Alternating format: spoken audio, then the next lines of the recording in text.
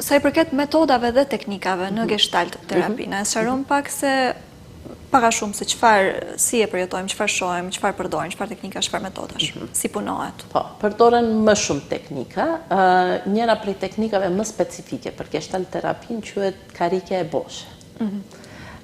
Do me thënë, në karike e boshe, zakonisht nëse kemi, nuk vendohet vetëm, ndonjëherë mendojmë se vendohet vetëm ndonjë person, po vendohet gjithçka. Për shembull, nëse flas unë, kam një dilemë, të bëj apo mos të bëj këtë, ndonjë veprim, në njërën karike e vendoj personin që mendon, vetveten që mendon se duhet ta bën, në karikën tjetër e vendoj vetveten që mendon se nuk duhet ta bën. Edhe bëhet një lloj dialog.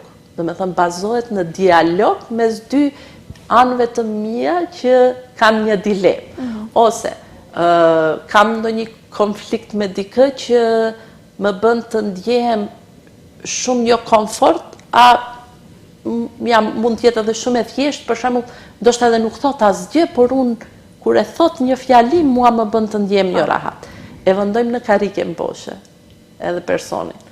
Presim, do me thënë, bëjmë një lloj dialogu. Përsëri, nëpërmjet dialogut e shohim çka është ajo që mua më bën të ndjem jo rahat, ose të reagoj.